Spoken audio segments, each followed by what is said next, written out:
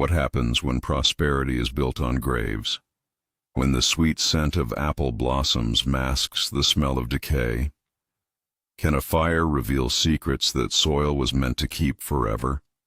Who were the 7 souls buried beneath the Morrison orchard, and why did it take a cotton mill fire in 1857 to bring them back to light? Some say it was an accident of discovery. Others call it divine justice. But the truth may be far more calculated than either. Are you ready to hear the story they tried to bury beneath the roots? If you want to follow real stories that unearth hidden crimes and expose forgotten sins, subscribe to the channel now and turn on notifications so you don't miss any of our investigations. There is a sweetness that lingers in fertile ground, not the honest fragrance of growth, but the kind that rises from things left too long in darkness.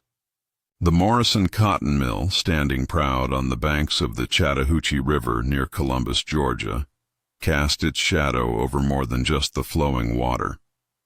Built in 1842 with northern capital and southern ambition, the mill was a beacon of industrial progress. Its red brick walls housed the dreams of prosperity. Its smokestacks reached toward heaven like prayers for profit. The rhythmic thrum of spinning frames and looms created a heartbeat that could be felt for miles along the river, a pulse of commerce that promised to transform the sleepy agricultural region into something modern, something profitable. But beside the mill, stretching across 15 acres of the richest bottomland in Muscogee County, lay the Morrison family orchard. Apple trees planted in perfect rows, their branches heavy with fruit each autumn, their roots drinking deep from soil that was perhaps too generous, too dark, too willing to nurture what was planted there. The orchard fed the mill workers, supplied the local markets, and provided a pastoral backdrop to industrial ambition.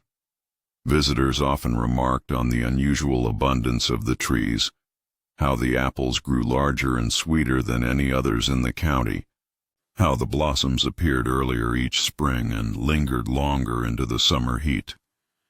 Yet underneath those productive trees, the earth held secrets that sweetness could not mask. The soil was rich, yes, but with more than just river silt and Georgia clay. And secrets, when disturbed by fire and flood, do not stay buried. They rise like smoke, demanding to be seen, demanding justice, demanding remembrance for those who thought they had been forgotten forever.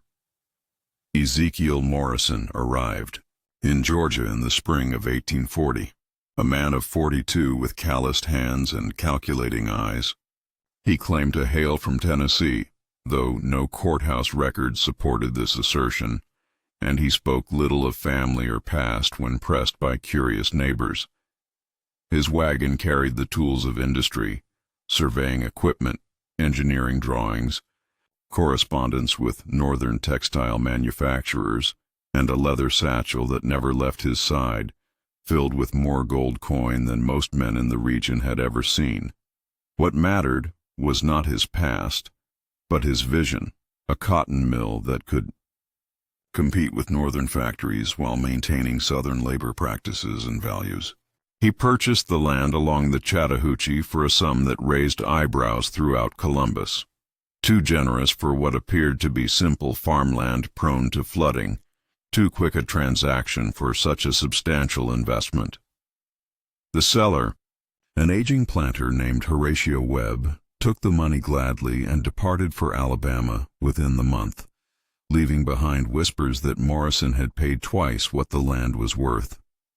The mill rose with remarkable speed through 1841 and 1842, employing both free workers and rented slaves in its construction. Morrison supervised every detail personally, from the thickness of the brick walls to the placement of the water wheels that would harness the river's power. He lived in a modest, 2-story house overlooking the construction site, and it was there, in the long summer evenings, that he began planning his other enterprise. Workers noticed his habit of walking the property after dark, pacing off distances, making marks in a small notebook, studying the soil with the intensity of a man planting crops.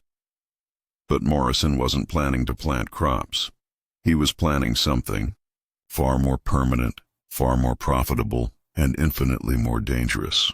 The mill attracted workers from across the region, skilled operatives from the failing textile centers of South Carolina, Irish immigrants fleeing poverty in Savannah, free blacks seeking employment in a region where such opportunities were rare, and runaway slaves hoping to disappear into the anonymity of industrial labor. Not all of them stayed long. By the fall of 1842, as the mill began operations, workers had begun to disappear. Not unusual in those transient times, Morrison explained to anyone who inquired. Mill work was hard, the hours long, the discipline strict. Some workers simply weren't suited to industrial life and moved on to seek their fortunes elsewhere. The pattern seemed random at first.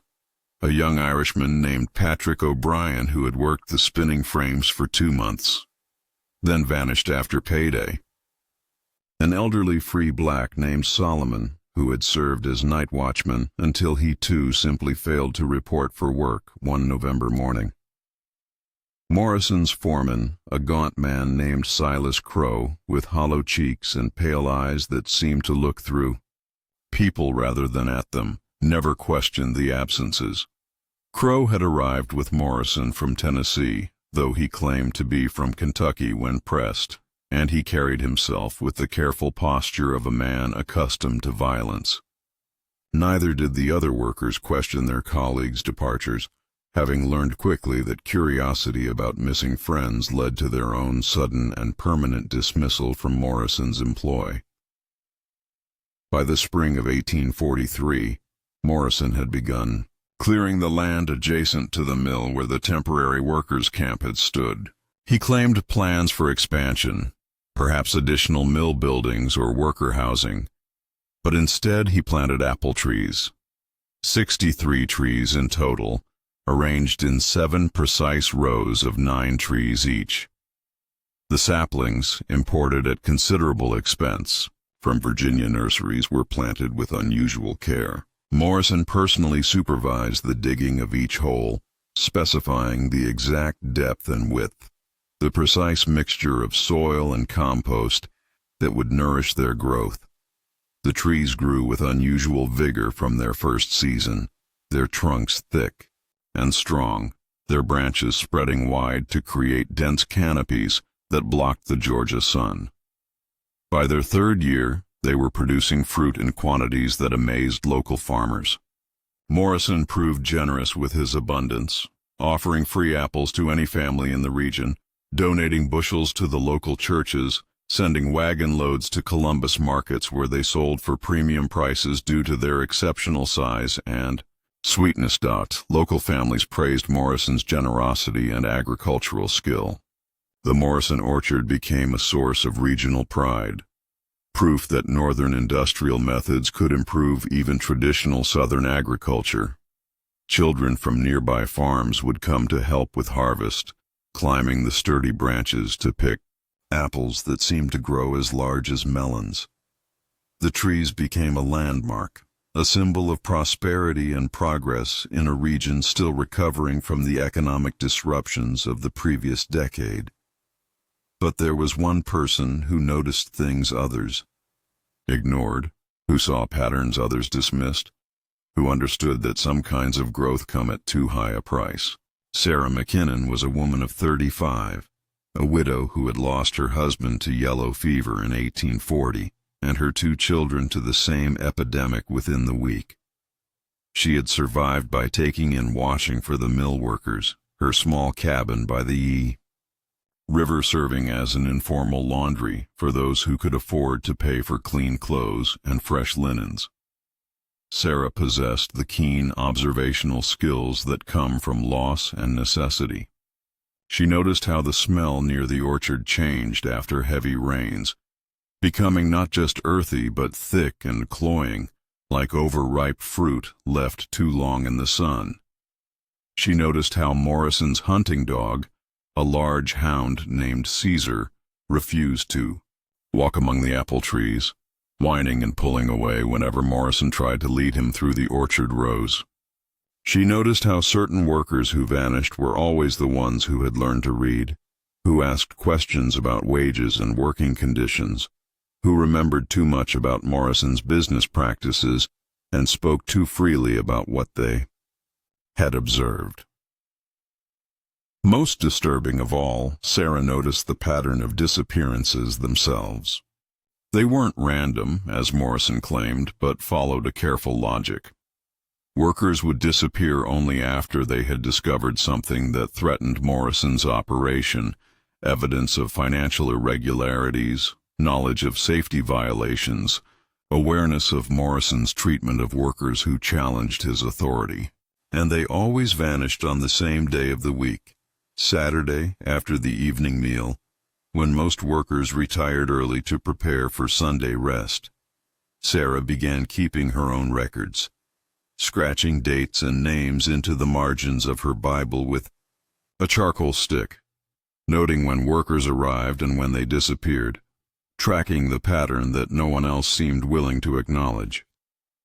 By the end of 1844, she had documented 15 disappearances, each following the same sequence: a confrontation with Morrison or Crow, a final work shift, then absence explained away as voluntary departure in search of better opportunities elsewhere. The truth began to crystallize for Sarah on a cold autumn night in October 1845, when she was delivering clean linens to Morrison's house after the evening meal. The mill had been running late shifts to meet increased demand for cotton cloth, and Sarah often worked well into the night to keep pace with the laundry generated by extended operations. As she approached Morrison's house carrying a basket of freshly pressed shirts and bed linens, she heard voices from behind the building. Morrison's voice, low and urgent, and Crow's responding in equally hushed tones. Sarah set down her basket and crept closer, using the cover of darkness and the noise from the mill to mask her approach.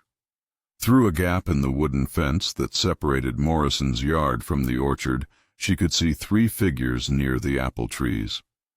Morrison held a lantern while Crow and another man, Tom Bradley, she recognized, one of the mill supervisors, dragged something wrapped in canvas toward a spot between 2 of the largest apple trees.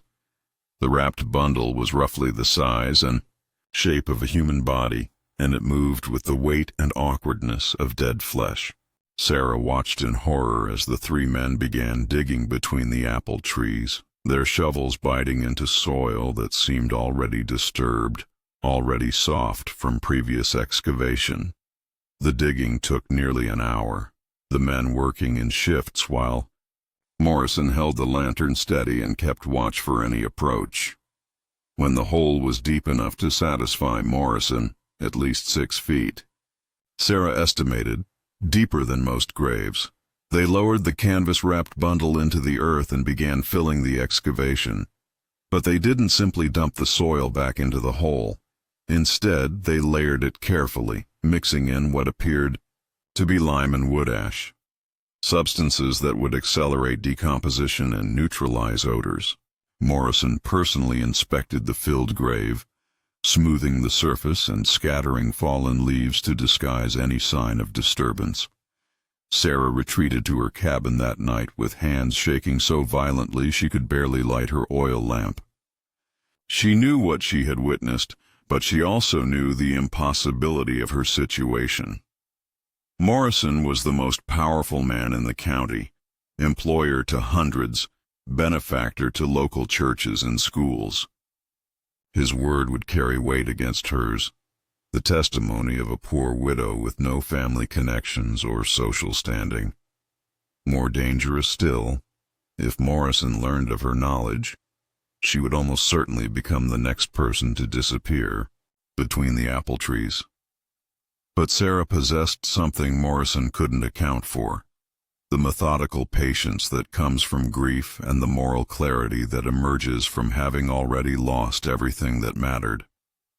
She retrieved a small leather journal from beneath her mattress, a gift from her late husband that she had never used, and began recording everything she remembered about the disappearances.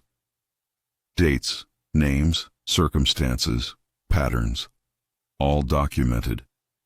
In her careful handwriting by the light of her oil lamp while the mill hummed through the night outside her window. The journal became both her confession and her insurance policy. If she disappeared, perhaps someone would find it and understand what had happened to her and to all the others. If she survived long enough, perhaps someone would believe her testimony and bring Morrison to justice. Night after night, she added details, cross-referencing her observations with conversations she remembered, filling in the gaps of a story that stretched back to the mill's earliest days.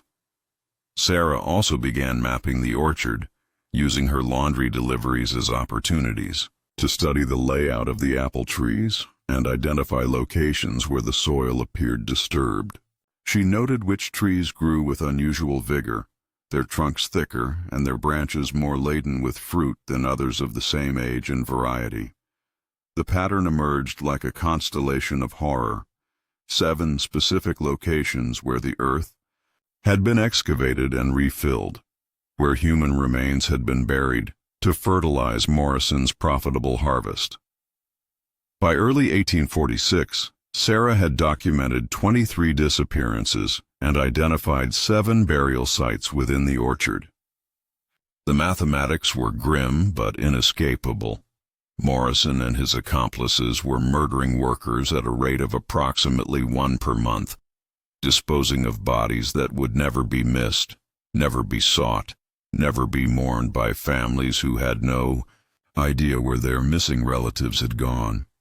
The victims followed a pattern that revealed Morrison's calculating intelligence.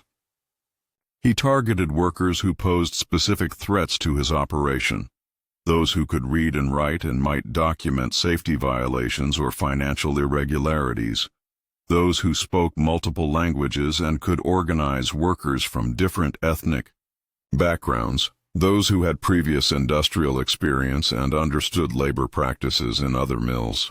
Most vulnerable of all were runaway slaves, who had no legal protection and whose disappearances would never be investigated by local authorities.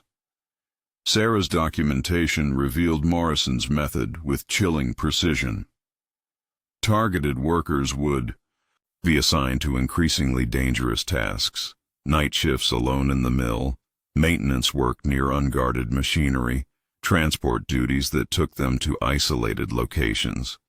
If accidents didn't eliminate the threats naturally, Morrison would arrange more direct solutions. Workers would be called to his house for private meetings about wages or working conditions, meetings from which they never returned. The orchard had become Morrison's private cemetery, a place where inconvenient people disappeared forever, while apple trees grew fat on their decomposed remains.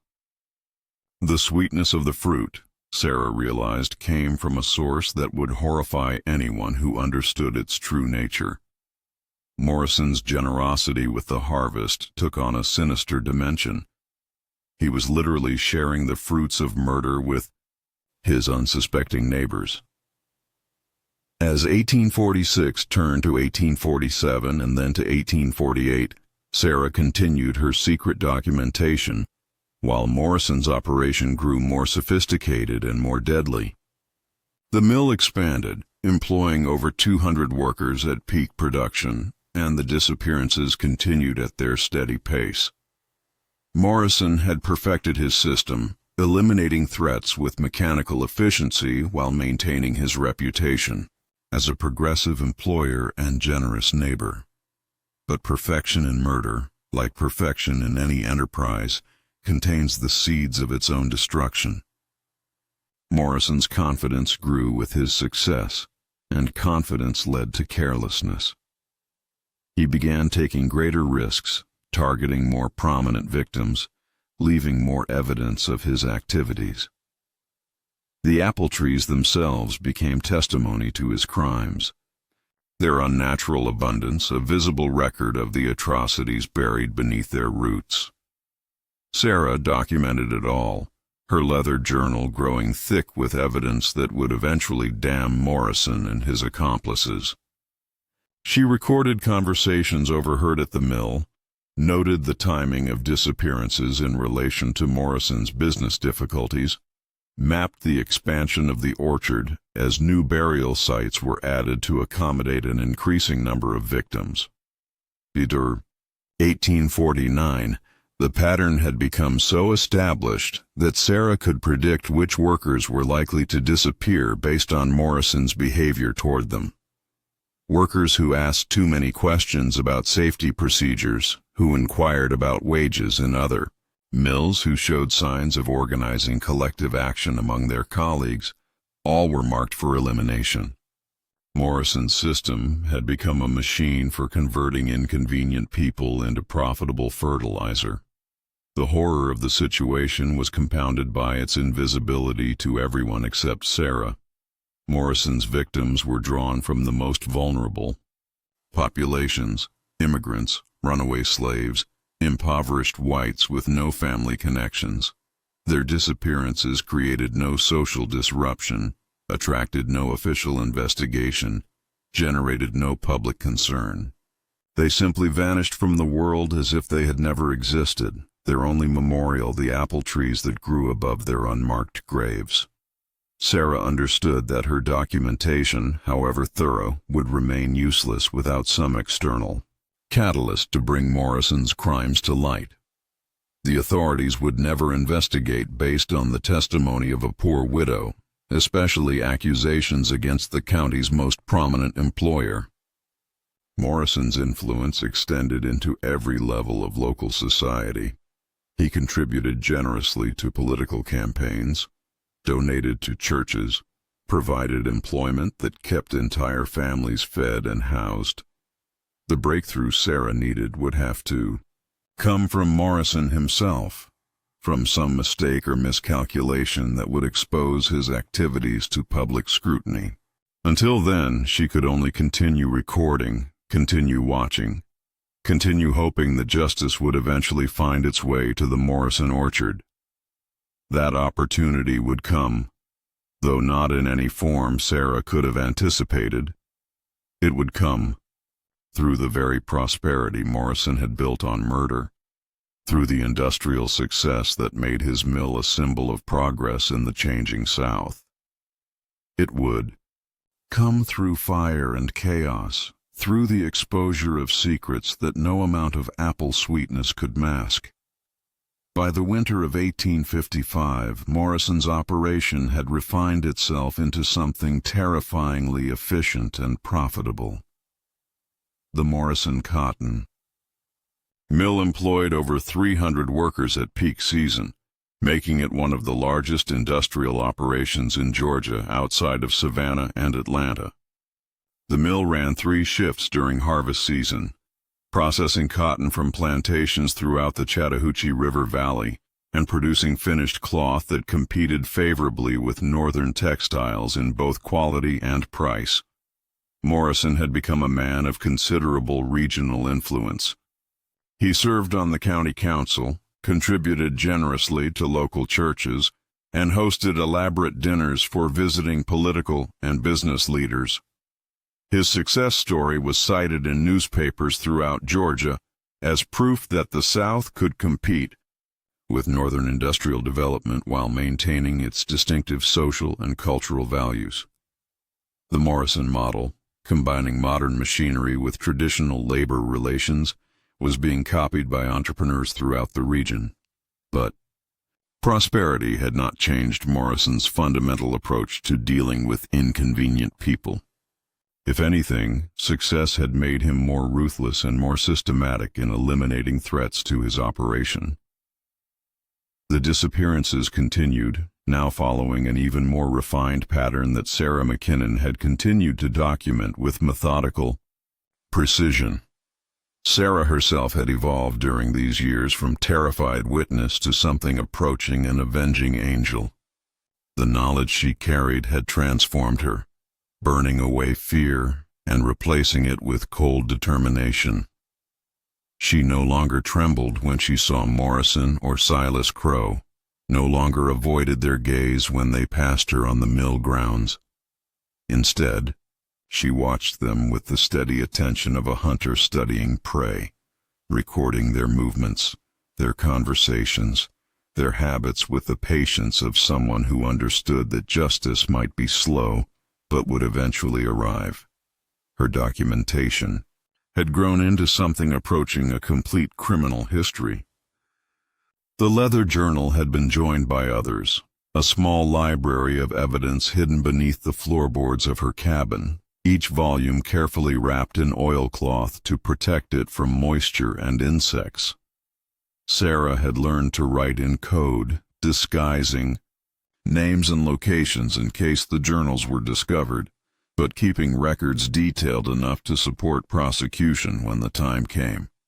The disappearances in this period followed an even more calculated logic than before. Morrison had identified the specific types of workers who posed the greatest threat to his operation and developed targeted strategies for eliminating them. Literate workers who might document safety violations or wage theft disappeared during their probationary periods before they could gain the trust of other employees. Workers with previous industrial experience who understood labor organization disappeared before they could share their knowledge with Morrison's employees. Most systematically targeted were runaway slaves who sought employment at the mill. Morrison had developed relationships with slave catchers throughout the region, but instead of returning captured runaways to their owners for bounties, he simply eliminated them and buried them in his expanding orchard. The system was profitable in multiple ways. Morrison avoided paying bounties, eliminated potential troublemakers from his workforce, and continued fertilizing his apple trees with human remains. Sarah documented 23 additional disappearances between 1850 and 1855, bringing her total count to over 40 victims buried beneath Morrison's orchard. The mathematics were staggering. Morrison had been systematically murdering people for more than a decade, creating what was essentially a private killing field disguised as an agricultural success story. The apple orchard itself had become a monument to Morrison's crimes. The trees now numbered over 90, planted in carefully planned rows that disguised the layout of the burial ground beneath. Morrison had expanded the orchard several times, always claiming increased market demand for his exceptional fruit. But Sarah understood the true reason for each expansion. More murders required more burial space, and more burial space required more apple trees to conceal the evidence. The fruit from these trees had become famous throughout central Georgia for its size, sweetness, and abundance. Morrison's apples commanded premium prices in Savannah and Atlanta markets, and visiting agricultural experts praised his innovative growing techniques. Several agricultural journals had published articles about Morrison's methods, describing his careful soil preparation and fertilization practices without understanding the true source of the orchard's remarkable productivity.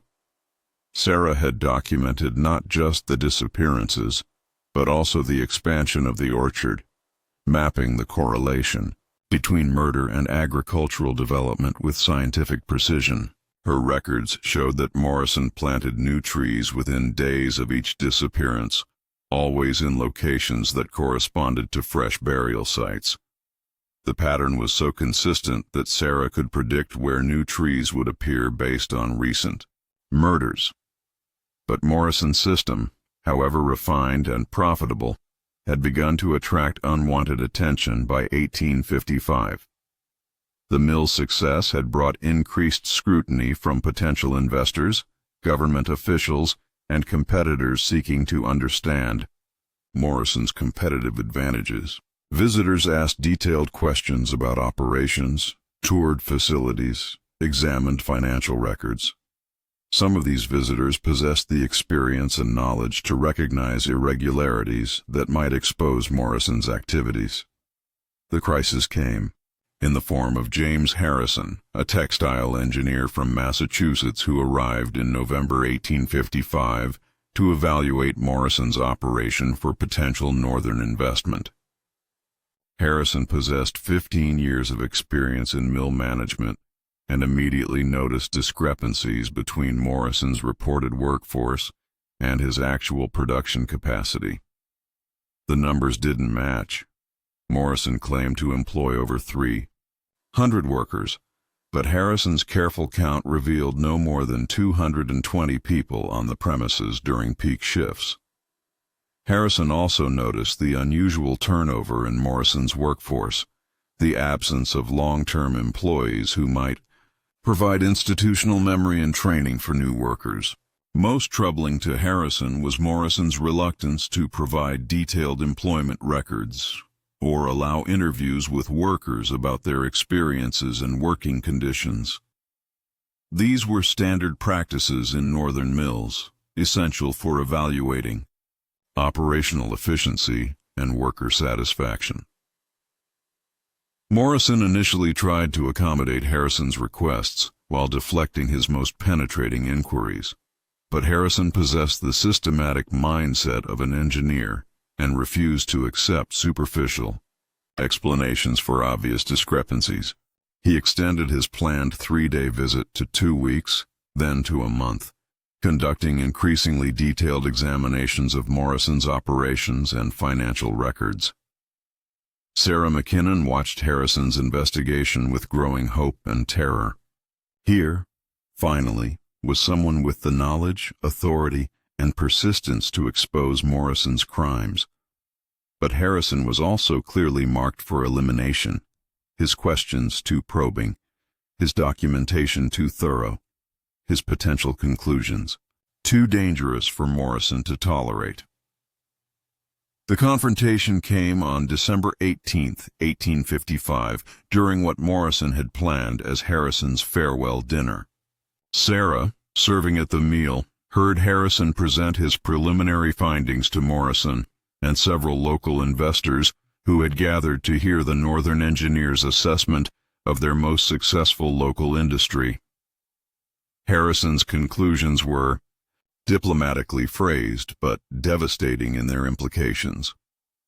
He had identified significant discrepancies in Morrison's employment records, unexplained variations in production costs, and safety practices that violated standard industrial procedures. Most damaging of all, Harrison had calculated that Morrison's reported profits exceeded what should have been possible given his documented expenses and workforce size.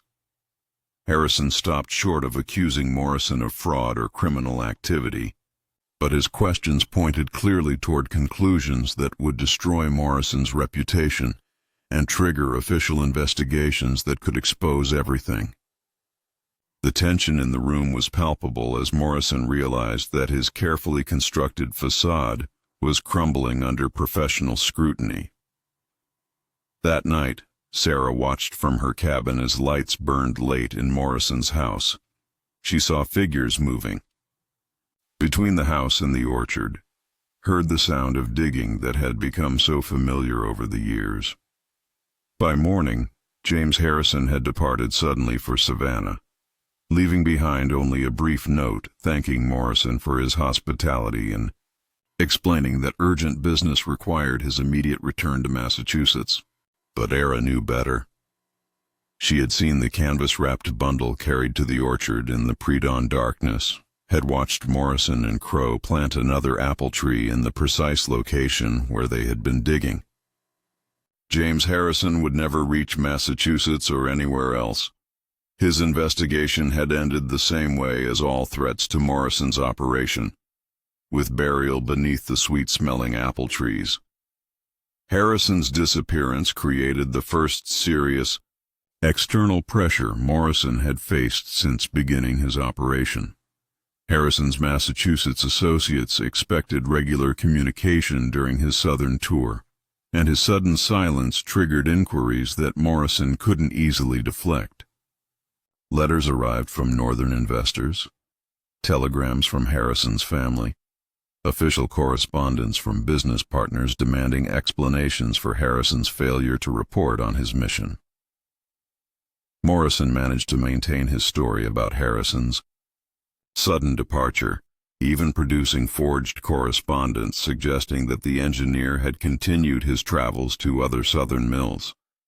But the scrutiny had shaken Morrison's confidence and attracted attention from people who possessed the authority to demand real answers if Harrison failed to resurface. For the first time since beginning his systematic murders, Morrison faced the possibility that external forces might investigate his operation thoroughly enough to discover his crimes. The thought terrified him, not because he felt remorse for his actions, but because exposure would mean the loss of everything he had built through more than a decade of calculated killing. Sarah sensed Morrison's growing desperation and understood that his fear made him more dangerous than ever. Desperate men make mistakes, but they also take greater risks to protect themselves. She began varying her routines, avoiding predictable patterns that might make her an easy target, while continuing her documentation with increased urgency. The winter of 1856-57 brought an unusual tension to the mill and surrounding community. Workers sensed Morrison's growing paranoia without understanding its source. Safety violations increased as Morrison cut costs to compensate for increased scrutiny of his finances. The atmosphere became more oppressive, more dangerous, as Morrison's desperation translated into harsher discipline and more arbitrary punishments for minor infractions. Sarah documented 12 additional disappearances during this period, Morrison's highest rate of killing since the operation began. But these murders were different, less calculated, more driven by panic than strategic planning. Morrison was eliminating anyone who might pose a threat, real or imagined, to his continued operation. The apple orchard expanded again, new trees planted hastily to conceal fresh graves. But Morrison's acceleration of his killing schedule would prove to be a fatal mistake. The increased pace of disappearances became harder to conceal, created more evidence for Sarah to document, and required more careless disposal of bodies and belongings. Morrison's system, refined through years of successful operation, began to break down under the pressure of his own desperation. The end would come not through external investigation, but through the elemental forces that Morrison had never learned to control: fire, wind, and the irresistible power of buried truth to surface when the soil above it was disturbed. Morrison's crimes would be revealed not by human justice, but by natural forces that recognize no authority, except the fundamental law that murder will out, that secrets buried in earth will eventually rise to demand recognition and retribution. March 15, 1857 arrived with unseasonable warmth and restless southern winds that carried the scent of early apple blossoms across the mill yard and surrounding community. The Chattahoochee River ran high from spring rains, its current swift and brown, with runoff from the Georgia Piedmont. The morning had dawned clear and bright, but by afternoon, clouds were building in the west, promising the kind of sudden thunderstorms that often struck the region during the transition from winter to spring. Inside the Morrison cotton mill, the atmosphere was thick with more than just humidity and cotton dust.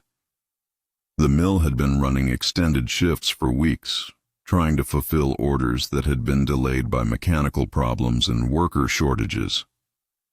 The cotton dust had been building in dangerous concentrations throughout the facility, accumulating in corners, settling on machinery, creating the kind of tinder-dry environment that mill operators throughout the South had learned to fear. Morrison had consistently ignored warnings about fire safety, dismissing concerns from workers and supervisors as unnecessary expenses that would cut into his profit margins. The mill lacked adequate ventilation systems to remove cotton dust, proper fire suppression equipment, or even sufficient exits to allow rapid evacuation in case of emergency. These were standard safety measures in northern mills, but Morrison had cut such costs as part of his strategy for maintaining competitive advantages over his northern rivals. The workers understood the dangers better than their employer. They had seen cotton dust ignite in other mills, had heard stories of facilities consumed in minutes by fires that spread with explosive speed through accumulated lint and fiber. But complaining about safety conditions at Morrison's mill had proven to be a dangerous practice. Workers who raised such concerns had a tendency to disappear, their concerns dismissed and their absence explained as voluntary departures for better opportunities elsewhere. Sarah McKinnon had documented Morrison's disregard for fire safety as part of her broader record of his criminal activities. Her journals contained detailed descriptions of safety violations, noting the accumulation of combustible materials, the lack of proper firefighting equipment, and Morrison's refusal to invest in protective measures that might save lives but would reduce profits. She understood that the mill was a disaster waiting to happen, a powder keg that needed only a single spark to create catastrophe. That spark came at 2:47 in the afternoon, when a bearing in one of the main spinning frames began to run hot. The overheated metal created friction that ignited accumulated cotton dust on the machinery, and within seconds, flames were racing through the mill interior like liquid fire.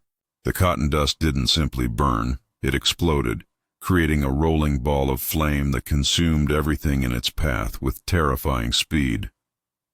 Workers screamed and ran for exits as flames raced along the walls and ceiling, following trails of cotton dust like fuses leading to gunpowder. The wooden interior of the mill became an inferno within minutes, the machinery that had created Morrison's wealth now feeding flames that seemed determined to destroy everything he had built through murder and deception. The fire spread with such speed that many workers barely escaped with their lives. Those on upper floors faced the choice between jumping from windows or being consumed by flames that blocked stairways and exits. The sound of the fire was deafening, not just the roar of flames, but the crash of collapsing timbers, the explosion of heated machinery, the screams of workers trapped in the burning building. Morrison stood outside his house, watching his mill burn with an expression that mixed horror with calculation. Sarah saw him there, silhouetted against the orange glow of his burning empire, and recognized that he was already planning how to recover from this disaster, how to rebuild, how to continue his profitable combination of industrial success and systematic murder. But the fire had its own agenda, independent of Morrison's plans or calculations. The unusual warmth and strong southern winds created perfect conditions for the flames to spread beyond the mill itself. Burning debris, carried high by thermal columns created by the intense heat, began raining down across the surrounding area like fiery snow. The volunteer fire brigade from Columbus arrived within an hour, but they found the mill beyond saving. The brick walls still stood, but everything inside had been consumed, leaving only a hollow shell filled with smoldering ruins and twisted metal. Their efforts focused on preventing the fire from spreading to other buildings, particularly Morrison's house and the town that had grown up around the mill. But the greatest concern was Morrison's orchard. The apple trees, heavy with early spring, growth and dried leaves from the previous autumn, created a natural path for the fire to spread toward the residential areas beyond. Burning embers had already started several spot fires among the trees, and the wind was driving flames steadily through the carefully planted rows. The firefighters began digging fire breaks between the rows of apple trees, using shovels and hoes to create bare earth barriers that might stop the advancing flames. The work was desperate and exhausting, complicated by smoke that made breathing difficult and heat that threatened to ignite the firefighters' clothes and equipment. It was Thomas Garrett, the town blacksmith who had volunteered with the fire brigade, who first struck something in the soil that wasn't root or rock. His spade, biting deep into the earth between two of Morrison's prize apple trees, hit something that gave way with a wet, tearing sound. Canvas, he realized, rotted and stained but still intact after years in the Georgia clay. Garrett called for lanterns and assistance, thinking he might have uncovered some buried farm equipment or building materials.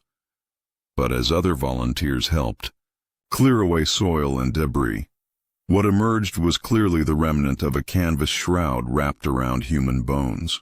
A skull appeared first, yellowed with age but unmistakably human, followed by the long bones of arms and legs arranged in the position of burial. The discovery brought the firefighting efforts to a temporary halt as volunteers gathered around. The excavation, trying to understand what they had uncovered, Morrison pushed through the crowd, claiming the remains were probably those of a slave who had died of natural causes and been buried on his property years earlier. Such burials were not uncommon, he insisted, and there was nothing suspicious about finding old graves on land that had been farmed for decades. But Thomas Garrett, examining the remains more closely by lantern light, noticed details that contradicted Morrison's explanation. The canvas shroud was of recent manufacture, not the kind of rough cloth typically used for slave burials. More disturbing, the bones showed evidence of trauma, fractures and breaks that suggested violence rather than natural death. As the firefighters resumed their work digging fire breaks in other areas of the orchard, they began uncovering more remains. A second body appeared between another row of trees, then a third, then a fourth. Each discovery revealed similar evidence of violent death and recent burial, each wrapped in the same type of canvas that Morrison used to cover equipment at his mill. By dawn on March 16th, the fire had been contained and largely extinguished, but the orchard had yielded 7 complete sets of human remains, each buried with the systematic precision that suggested careful planning rather than hasty disposal. The apple trees had been planted directly over the graves, their roots growing through and around the decomposing bodies, drawing nourishment from human flesh to produce the abundant fruit that had made Morrison's orchard famous throughout Central. Georgia Sheriff James Coleman arrived at daybreak to examine the scene and take statements from witnesses. Coleman was a practical man with 20 years of law enforcement experience, and he recognized immediately that the systematic burial of 7 bodies represented something far more serious than the disposal of slaves who had died from natural causes. The evidence was overwhelming and undeniable. 7 people had been murdered and buried in Morrison's orchard with methodical precision, their bodies arranged to fertilize apple trees that had grown fat on human remains. The canvas shrouds, the evidence of violent trauma, the systematic arrangement of the graves, everything pointed to a deliberate pattern of killing that had continued for years. As Sheriff Coleman began questioning witnesses and examining the evidence, Sarah McKinnon stepped forward from the crowd of townspeople who had gathered to watch the investigation. She carried with her a leather satchel containing the journals she had kept for more than a decade, her meticulous documentation of Morrison's systematic murders ready finally to serve the cause of justice. Sarah's appearance at the crime scene, with detailed written records of Morrison's activities, stunned everyone present, including Morrison himself. Here was evidence that someone had been watching, recording, documenting his crimes with the patience and precision of a dedicated prosecutor. The journals contained names, dates, circumstances, and locations, a complete criminal history that correlated perfectly with the physical evidence being unearthed from beneath the apple trees. Sheriff Coleman examined Sarah's journals with growing amazement and horror. The documentation was thorough, methodical, and devastating. Sarah had recorded not just the disappearances but also Morrison's methods, his selection criteria for victims, and the expansion of his orchard to accommodate new burial sites. She had mapped the correlation between murders and agricultural development, tracking Morrison's crimes with scientific precision over more than 15 years. The journals identified the 7 victims by name and provided detailed accounts of their disappearances. James Harrison, the textile engineer from Massachusetts whose investigation had threatened Morrison's operation. Mary Catherine O'Brien, an Irish immigrant who had asked too many questions about working conditions. Samuel Washington, a literate, free black who had been teaching other workers to read. Thomas Rivers, a former mill supervisor who had witnessed Morrison's abuse of workers. Elizabeth Hartwell, a young woman who had rejected Morrison's advances and threatened to report his behavior to authorities. David Mackenzie, a Scottish immigrant with previous mill experience who had begun organizing workers to demand better safety conditions. And Marcus Williams, a runaway slave who had sought sanctuary at Morrison's mill only to find death instead. Each victim had posed a specific threat to Morrison's operation, and each had been eliminated with calculated precision. Sarah's record showed that Morrison had refined his methods over the years, developing increasingly sophisticated approaches to identifying and eliminating potential problems before they could threaten his profitable combination of industrial success and systematic murder. The physical evidence supported every detail of Sarah's documentation. The remains showed evidence of trauma consistent with violent death. Personal effects found with the bodies, buttons, jewelry, tools, matched descriptions in Sarah's journals of items owned by the missing workers. The systematic arrangement of the graves corresponded exactly to Sarah's maps of the orchard expansion. Morrison's initial attempts to explain away the discoveries collapsed under the weight of physical evidence and Sarah's detailed records. His claims about natural deaths and charitable burials became obviously false when confronted with evidence of systematic violence and deliberate concealment. The canvas shrouds, the careful burial patterns, the correlation between disappearances and orchard expansion. Everything pointed to a calculated program of murder, designed to eliminate threats while providing fertilizer for Morrison's profitable apple crop. As news of the discovery spread throughout the region, the full scope of Morrison's crimes became clear to his neighbors and business associates. The man they had celebrated as a successful entrepreneur and generous community benefactor had been operating a systematic killing operation for more than 15 years. The apples they had eaten, the fruit they had fed to their children, had been nourished by human blood and bone. The horror was compounded by the realization that Morrison's victims had been drawn from the most vulnerable populations: immigrants, runaway slaves, poor whites with no family connections. Their disappearances had created no social disruption, attracted no official investigation, generated no public concern.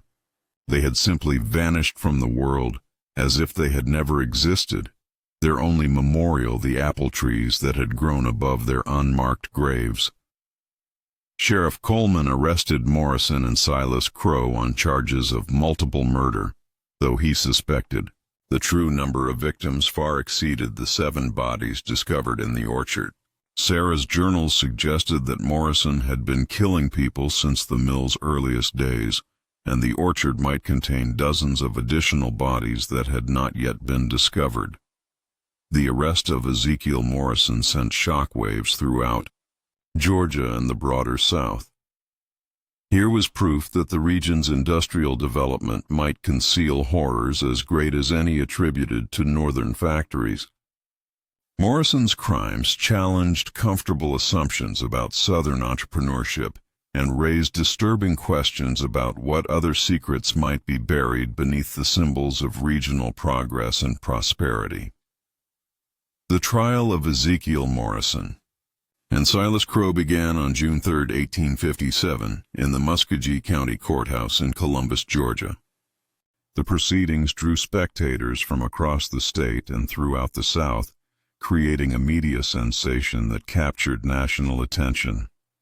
Newspaper correspondents from as far away as New York and Boston traveled to Columbus to report on what was being called the most shocking murder case in Southern history.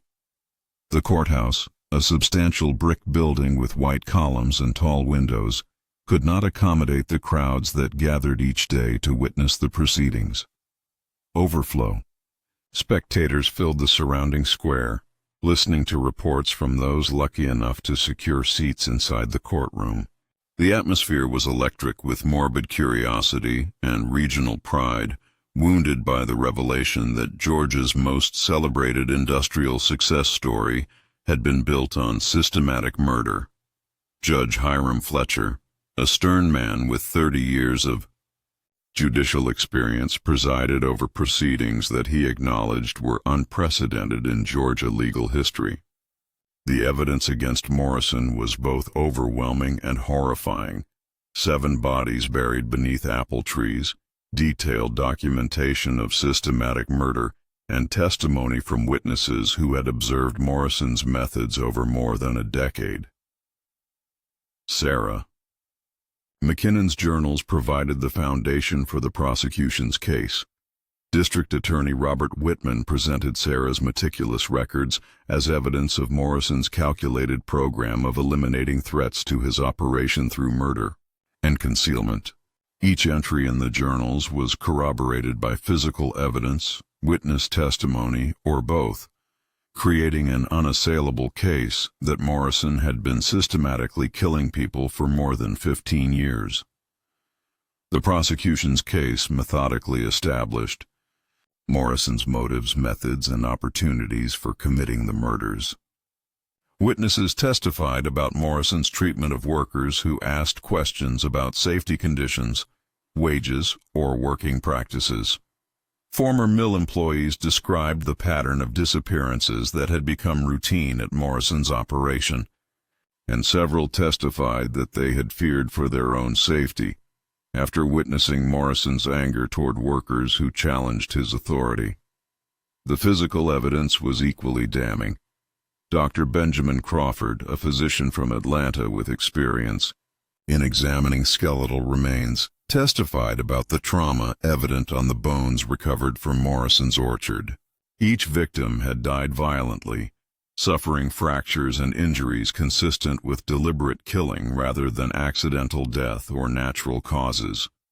Personal effects found with the remains were identified by family members and associates of the victims, establishing clear connections between the buried bodies and the people who had disappeared from Morrison's mill over the years.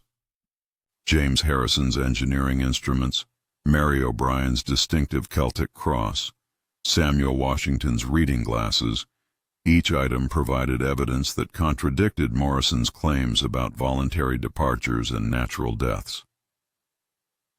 Morrison's defense, led by attorney Charles Pemberton of Savannah, faced an impossible task.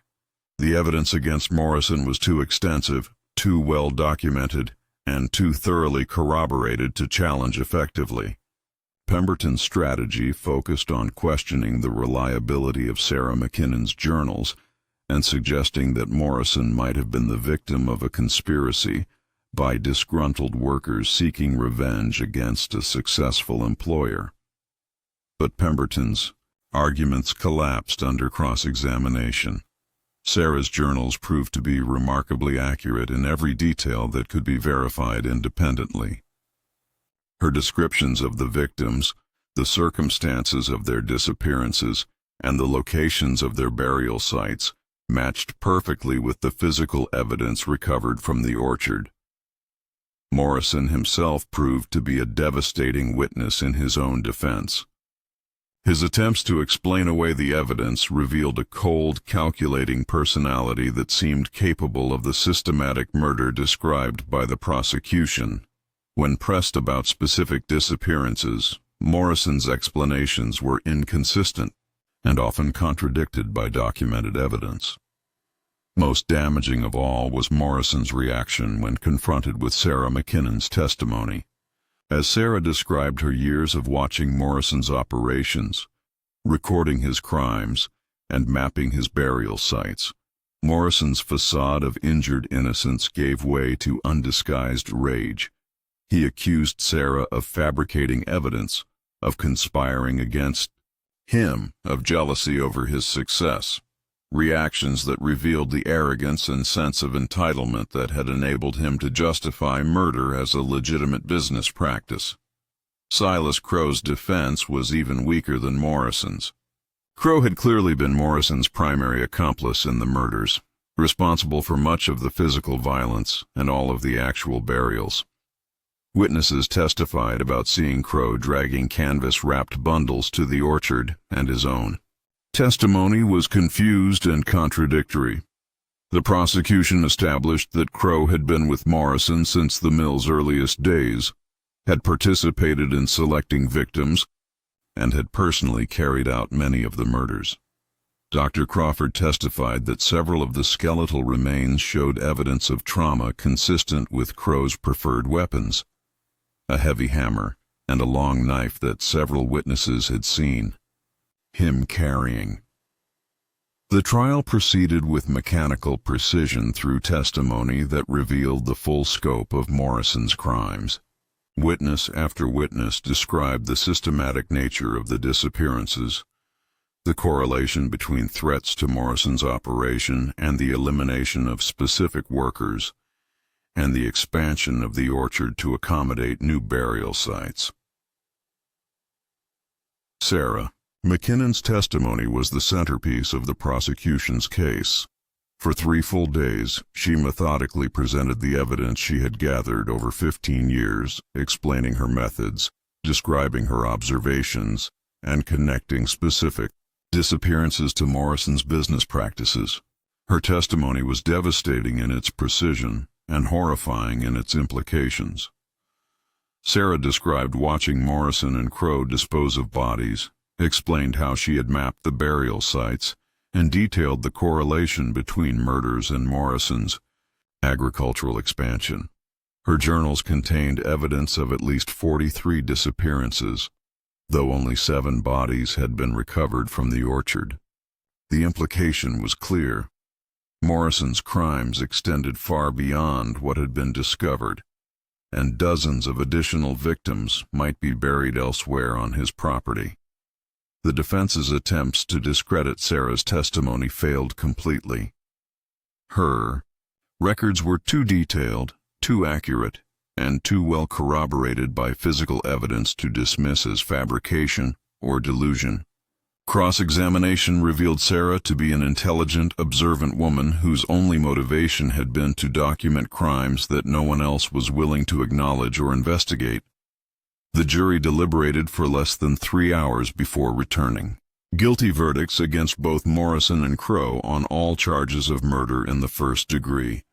Judge Fletcher sentenced both men to death by hanging, to be carried out within 60 days of the verdict. The sentences were received with satisfaction by the packed courtroom and the crowds gathered outside. Morrison had become a symbol of the corruption that could lurk beneath symbols of progress and prosperity, and his conviction represented a triumph of justice over wealth and influence. But the case had implications that extended far beyond the fate of 2 murderers. Morrison's crimes had revealed the vulnerability of the South's most marginalized populations, immigrants, runaway slaves, poor whites, to exploitation and violence by those with power and influence. The systematic nature of his murders raised disturbing questions about what other horrors might be concealed beneath the facade of Southern industrial development. Morrison's execution was carried out on August 12, 1857, before a crowd of over 2,000 spectators who had gathered in Columbus to witness justice for the victims of the Orchard murders. Morrison maintained his innocence to the end, claiming that he had been the victim of a conspiracy by jealous competitors and disgruntled workers. Silas Crowe was scheduled to hang alongside Morrison, but he died in his cell 6 months after conviction, reportedly of natural causes, though some suspected suicide. His death deprived the authorities of potential testimony about additional murders and burial sites, leaving many questions about the full scope of Morrison's crimes permanently unanswered. The Morrison cotton mill was abandoned after the trial, its machinery sold to satisfy creditors and legal claims from the families of Morrison's victims.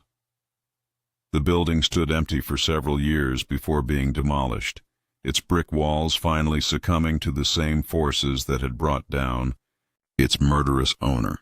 The orchard received different treatment from the community. Local families refused to harvest fruit from trees that had been fertilized with human remains, and the apple crop rotted on the branches during the autumn following Morrison's execution. The trees themselves became symbols of horror rather than prosperity, reminders of the terrible price that had been paid for Morrison's agricultural success. Efforts to remove the apple trees and excavate the orchard for additional remains were abandoned after several attempts. The work was physically difficult and emotionally devastating for the workers involved, and the community eventually decided that some secrets were better left buried. The orchard was allowed to grow wild, its carefully planted rows gradually disappearing into a tangle of overgrown branches and volunteer vegetation. Sarah McKinnon became something of a local celebrity after the trial, praised for her courage in documenting Morrison's crimes and her persistence in seeking justice for his victims. But the fame was unwelcome to a woman who had spent 15 years living in fear of discovery and death. She used reward money from the victims' families to purchase a small farm outside Columbus, where she lived quietly until her death in 1884. Sarah's journals were preserved by the Muscogee County Historical Society as a record of one of Georgia's most notorious criminal cases. They remain valuable not just as evidence of Morrison's crimes, but as documentation of the vulnerability of marginalized populations in the antebellum South and the courage required to challenge powerful men who believed themselves above the law. The Morrison case had lasting effects on industrial development throughout Georgia and the broader South. New regulations required better record-keeping for mill workers, improved safety standards for industrial operations, and more thorough investigation of worker disappearances. Morrison's crimes had demonstrated the need for external oversight of industrial operations that might otherwise operate without adequate supervision or accountability. But perhaps the most lasting legacy of the Morrison Orchard murders was the reminder that evil can disguise itself as progress, that prosperity built on violence and deception will eventually collapse, and that justice, however delayed, will ultimately prevail. The apple trees that Morrison had planted to conceal his crimes became monuments to his victims, growing wild and untended as testimony to the persistence of truth and the ultimate futility of trying to bury murder beneath symbols of success and respectability. Local legends grew up around the abandoned orchard in the decades following Morrison's execution. Children dared each other to walk among the overgrown apple trees, claiming they could still smell the sweetness of fruit nourished by human blood. Travelers reported seeing lights moving through the orchard at night, and some claimed to hear voices calling from beneath the tangled branches. These stories reflected the community's struggle to process the horror of Morrison's crimes and their own complicity in accepting his success without questioning its foundations. The orchard had become a place of memory and warning, a reminder that prosperity achieved through violence and deception carries a terrible price that will eventually be paid in full. The site of Morrison's orchard remains undeveloped today, preserved, as a memorial to his victims and a reminder of the capacity for evil that can lurk beneath the most respectable facades. The apple trees are long gone, replaced by native vegetation that grows with the same vigor that once marked Morrison's murderous harvest. But the memory persists, passed down through generations of families who remember the lesson of the Morrison orchard, that justice may be delayed but will not be denied, that truth will eventually surface no matter how deeply it is buried, and that those who profit from murder will ultimately face a reckoning that no amount of wealth or influence can prevent. The 7 victims found beneath Morrison's apple trees were not monsters or martyrs, just human beings whose only crime was posing inconvenient questions or representing unwelcome threats to a powerful man's profitable operation. Their discovery and the justice that followed represent a triumph not just of law enforcement, but of the fundamental principle that every life has value and every death demands accountability. In the end, Morrison's crimes were revealed not through the efforts of powerful institutions or wealthy investigators, but through the patient documentation of a poor widow who refused to accept that murder could be disguised as progress, that evil could masquerade as success, or that the powerful could escape justice simply because their victims were poor, marginalized, and forgotten by everyone except those who had the courage to remember their names and demand that their deaths be acknowledged and avenged.